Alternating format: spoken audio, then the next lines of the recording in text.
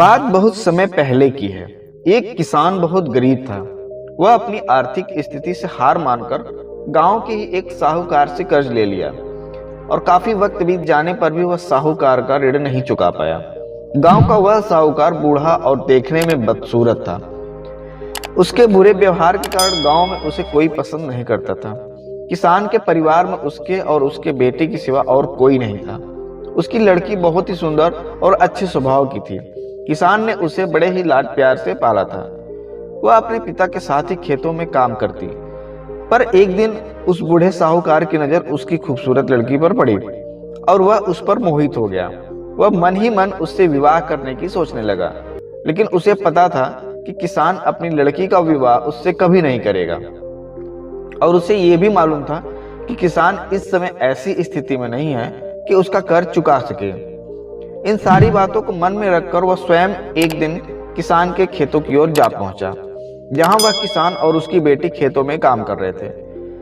उसने किसान से कर्ज के विषय में बात करते हुए उसके सामने एक शर्त रखी। शर्त यह थी कि अगर उसने अपनी लड़की का विवाह उससे कर दिया तो वह उसके सारे ऋण माफ कर देगा, वो भी ब्याज सहित। साहूकार की इस अजीबोगरीब शर्त से किसान और उसकी बेटी भयभीत हो गए। उस धूर्त साहूकार ने आगे सुझाव देते हुए दोनों से कहा कि चिंता करने की कोई बात नहीं है। इस शर्त का फैसला न मैं करूंगा न आप, इसे आप अपने भाग्य पर छोड़ दें। इतना कहते हुए उसने अपनी जेब से एक पैसे की खाली बैग निकाली और उसे दिखाते हुए कहा कि मैं इसमें एक काले रंग का और एक सफेद रंग का कंकड़ डालूंगा।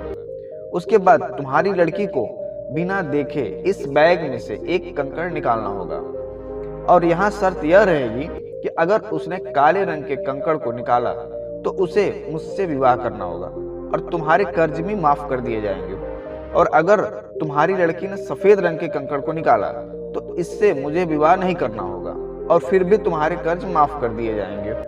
लेकिन अगर इसने कंकड़ निकालने से मना कर दिया तो फिर तुम्हें जेल के सलाखों के पीछे जाना होगा। जैसे ही किसान और उसकी लड़की उसकी इस शर्त पर आपस में बात करने लगे, तभी साहूकार अचानक कंकड़ों को उठाने के लिए नीचे झुका। उसने जैसे ही दो कंकड़ों को उठाया, उसी समय किसान की लड़की की नजर उस पर पड़ गई। उसने देखा कि साहूकार ने दो काले कंकड़ ही बैग में रखे, जबकि नियम के अनुसार होना यह चाहिए था कि वह एक काले रंग का और दूसरा सफेद रंग का कंकड़ बैग में रखे। खैर, उसके बाद साहूकार ने लड़की को बैग में से एक कंकड़ निकालने को कहा। दोस्तों, अब आप कुछ देर के लिए ये महसूस कीजिए, उस लड़की की जगह अगर आप होते तो क्या करते। मुझे लगता है कि अगर हम इस पर ध्यानपूर्वक विचार करें तो हमारे सामने तीन संभावनाएं निकल कर आती हैं। पहली बात तो ये हो सकती थी कि लड़की को कंकड़ निकालने से बिल्कुल मना कर देना चाहिए।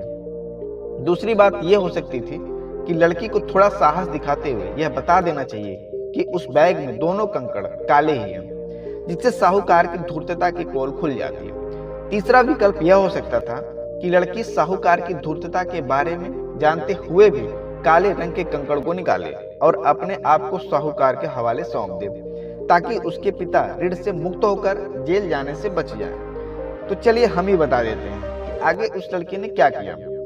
किसान की लड़की ने साहूकार के कहे के अनुसार बैग में से एक कंकड़ निकाला और उसे बिना देखे हुए जानबूझकर कंकड़ पत्थर भरे रास्तों पर धीरे से उछाल दिया, जिससे जल्द ही वह काले रंग का कंकड़ भी अन्य कंकड़ों में मिल गया। उसके बाद उस लड़की ने झूठा खेद व्यक्त करते हुए कहा कि ओह, मैं कितनी लापरवाह हूँ। साहूकार इस बात से लड़की पर थोड़ा सा क्रोधित हुआ, लेकिन फिर उस लड़की ने मामला संभालते हुए आगे कहा कि चिंता न करें, अगर आप बैग खोलकर देखें कि उसमें कौन से रंग का कंकड़ बचा हुआ है तो यह साफ हो जाएगा कि मैंने कौन सा कंकड़ निकाला था, काला या सफेद। हालांकि यह तो निश्चित था कि बचा हुआ कंकड़ काले रंग का ही होगा, क्योंकि जैसा कि आप जानते ही हैं, साहूकार ने बैग में दोनों ही कंकड़ काले ही रखे थे। तो इस प्रकार सिद्ध हो गया कि लड़की ने सफेद कंकड़ ही निकाला है। अब साहूकार चाहकर भी अपनी बेईमानी और धूर्तता को प्रकट नहीं कर सकता था। तो इस तरह से उस लड़की ने बड़ी चालाकी से अपने विरुद्ध खड़ी परिस्थिति को अपने पक्ष में कर लिया। तो इस कहानी से हम आपको यही बताना चाहते थे कि समस्या चाहे कितनी भी जटिल क्यों ना हो, हमें अपना धैर्य बनाए रखना चाहिए। हमें साहस और सूझबूझ के साथ ही समस्या का समाधान करना चाहिए।